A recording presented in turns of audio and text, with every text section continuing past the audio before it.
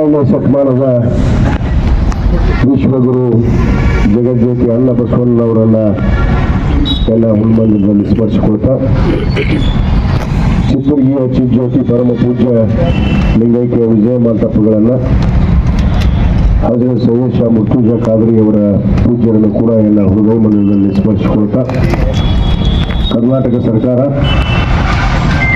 ಮಾನ್ಯ ಮುಖ್ಯಮಂತ್ರಿಗಳ ಅಮೃತ ನಗರೋತ್ಸವ ಹಂತ 4ರ ಯೋಜನೆ ಅಡಿಯಲ್ಲಿ ಇಂದು ಇಳಕಲ್ ನಗರದ ಪೊಲೀಸ್ ಠಾಣೆಯ ಹಿಂಭಾಗದ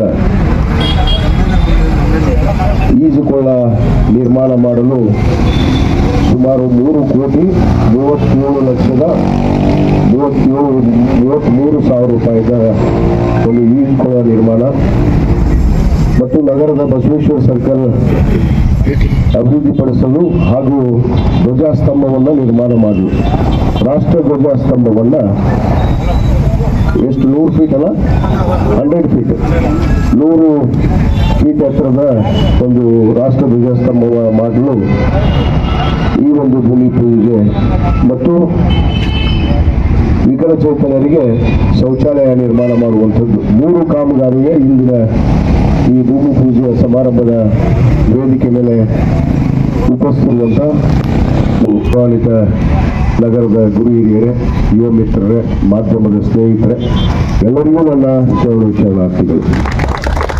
ಇವತ್ತು ನಗರೋತ್ಸವ 4ನೇ ಹಂತದ ಅಡಿಯಲ್ಲಿ ಏನು ರಾಷ್ಟ್ರಧ್ವಜ ಸ್ತಂಭನೆ, ಇವತ್ತು ಇಲ್ಲಿ ಒಂದು ರಾಷ್ಟ್ರಧ್ವಜವನ್ನು ಸುಮಾರು 100 ಫೀಟ್ ಎತ್ತರದ ಒಂದು ರಾಷ್ಟ್ರಧ್ವಜ ಸ್ತಂಭವನ್ನು ಮಾಡಬೇಕು ಅಂತ ಹೇಳಿ ಮತ್ತು ವಿಶೇಷವಾಗಿ ನಮ್ಮ ಬಸವೇಶ್ವರ ಸರ್ಕಲ್ ಸುಮಾರು ನಮ್ಮ ತಾಯಿಯವರು ಶಾಸಕರಿದ್ದಾಗ ಈ ಬಸವೇಶ್ವರ ಸರ್ಕಲ್ ಅನ್ನು ಉದ್ಘಾಟನೆ ಮಾಡಿದರು. ನಮ್ಮ ತಾಯಿಯವರು ಶಾಸಕರಿದ್ದಾಗ ಈ ಬಸವೇಶ್ವರ ಸರ್ಕಲ್ ಉದ್ಘಾಟನೆ ಆಯಿತು. ತದನಂತರ ಯಾವುದೇ ಅಭಿವೃದ್ಧಿ ಕೆಲಸ ಇಲ್ಲಿ ತೆಗೆದುಕೊಳ್ಳಲಿಲ್ಲ.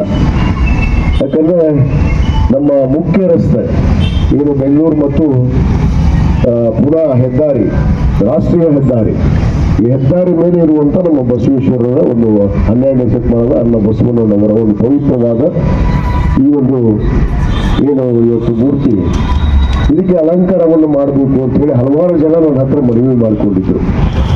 ಆ ಒಂದು ಹಿನ್ನೆಲೆಯಲ್ಲಿ ಇವತ್ತು ನನ್ನ ವೈಯಕ್ತಿಕ ವಿಚಾರವಾಗಿ ಒಂದು ರಾಷ್ಟ್ರ ಧ್ವಜ ಸ್ತಂಭವನ್ನು ಕೂಡ ಮಾಡಿದ್ರೆ ರಾಷ್ಟ್ರ ಪ್ರೀತಿಯನ್ನ, ರಾಷ್ಟ್ರ ಭಕ್ತಿಯನ್ನ ಎತ್ತಿ ಹಿಡಿಬೇಕು ಅನ್ನೋದು ಒಂದು ನಮ್ಮೆಲ್ಲರ ಆಸೆ. ಕೇವಲ ಗೊಳ್ಳು ಮಾತಾಡೋದ್ರಿಂದ ರಾಷ್ಟ್ರ ಭಕ್ತಿಯನ್ನು ತೋರ್ಸಕ್ಕಾಗೋದಿಲ್ಲ, ಅಥವಾ ಧ್ವಜಸ್ತಂಭವನ್ನು ಮಾಡೋದ್ರಿಂದ ರಾಷ್ಟ್ರಭಕ್ತಿಯನ್ನು ತೋರ್ಸಕ್ಕಾಗಿಲ್ಲ. ಆದ್ರೆ ಹೃದಯದ ಆಳದಲ್ಲಿ ಇರುವಂತ ಆ ಧ್ವಜಸ್ತಂಭ ನನ್ನ ಹೃದಯದಲ್ಲಿ ಆಳದಲ್ಲಿದ್ದು ಅದನ್ನು ಇವತ್ತು ಕಾರ್ಯರೂಪಕ್ಕೆ ನಾನು ತಂದಿದ್ದೀನಿ ಅನ್ನೋ ಮಾತನ್ನು ಬಹಳ ಹೆಮ್ಮೆ ಅಂತ ನಾನು ಹೇಳಕ್ಕೆ ಇಚ್ಛೆ ಪಡ್ತೇನೆ. 2 ಕೋಟಿ ರೂಪಾಯಿ ಮಂಜೂರಾತಿ ಆಗಿದೆ.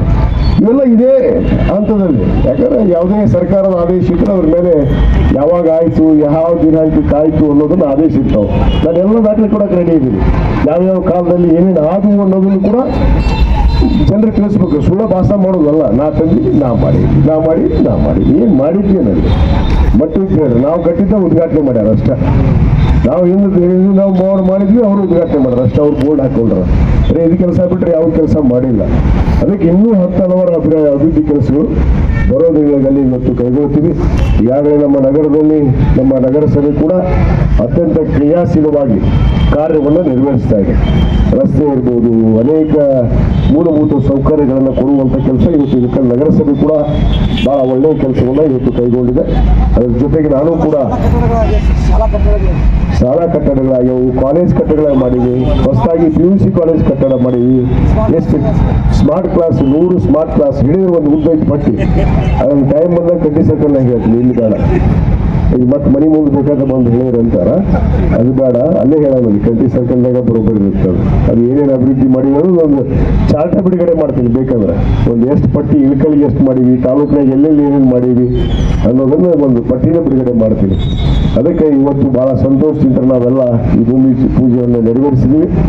ಏನು ನಮ್ಮ ಗುತ್ತಿಗೆದಾರರಂಥ ಬಸವರಾಜ್ ಜಾಲ್ಯಾಳ್ ಅವರು ಈ ಒಂದು ಗುತ್ತಿಗೆಯನ್ನು ತೆಗೆದುಕೊಂಡಿದ್ದಾರೆ. ಅದಕ್ಕೆ ಅದರ ಶೀಘ್ರವೇ ಈಜುಕೊಳ ಮತ್ತು ಈ ಒಂದು ಧ್ವಜಸ್ತಂಭದ ಕಾರ್ಯಕ್ರಮ ಇವತ್ತು ಪ್ರಾರಂಭ ಮಾಡ್ರಿ. ಕೆಲಸ ಡಿಲೇ ಆಗಬಾರ್ದು. ಈ ವರ್ಷ ಕೊನೆಯ ಒಳಗೆ ಎಲ್ಲವೂ ಕೂಡ ಉದ್ಘಾಟನೆ ಆಗ್ಬೇಕು. ಆ ಒಂದು ಗುರಿಯನ್ನ ನಾವು ಹೊಂದಿದ್ದೇವೆ. ಈ ವರ್ಷ ಕೊನೆಯಲ್ಲಿ ಎಲ್ಲವನ್ನು ಕೂಡ ಉದ್ಘಾಟನೆಯನ್ನ ಮಾಡ್ತೀವಿ. ಅದು ಕೆರೆ ಆಗಿರ್ಬೋದು, ಬ್ರಿಡ್ಜ್ ಆಗಿರ್ಬೋದು, ಇವತ್ತು ಧ್ವಜಸ್ತಂಭ ಆಗಿರ್ಬೋದು, ಈಜುಗಳಾಗಿರ್ಬೋದು, ಕ್ರೀಡಾಂಗಣ ಕೂಡ ಆಗಿರ್ಬೋದು. ಆಗಸ್ಟ್ 15ಕ್ಕೆ ಇದಕ್ಕೆ ಜಾಗ ಡೇಟ್ ಕೊಟ್ಟಿವಿ ಆಲ್ರೆಡಿ. ಆಗಸ್ಟ್ 15ಕ್ಕೆ ಧ್ವಜಾರೋಹಣ ಕಾರ್ಯಕ್ರಮವನ್ನು ಇಲ್ಲೇ ನೆರವೇರಿಸ್ತೀವಿ ನಾವು. ಇಲ್ಲೇ ಧ್ವಜಾರೋಹಣ ಕಾರ್ಯಕ್ರಮವನ್ನು ನೆರವೇರಿಸ್ತೀವಿ. ಅದು ಒಂದು ದೊಡ್ಡ ಒಂದು 100 ಫೀಟಿನ ಒಂದು ಧ್ವಜಸ್ತಂಭವನ್ನು ಇಲ್ಲೇ ನೆರವೇರಿಸುವಂತ ಕೆಲಸ ಮಾಡ್ತೀವಿ ಅನ್ನೋ ಮಾತನ್ನು ಹೇಳಿ ಮತ್ತೊಮ್ಮೆ ಎಲ್ಲರಿಗೂ ಬಂದಂತ ನಮ್ಮ ಎಲ್ಲ ಗುರು ಹಿರಿಯರಿಗೆ ಎಲ್ಲರಿಗೂ ಧನ್ಯವಾದಗಳು ಅರ್ಪಿಸಿ ನಾನು 2 ಮಾತನ್ನು ಮುಗಿಸ್ತೀನಿ. ಜೈ ಹಿಂದ್, ಜೈ ಕರ್ನಾಟಕ.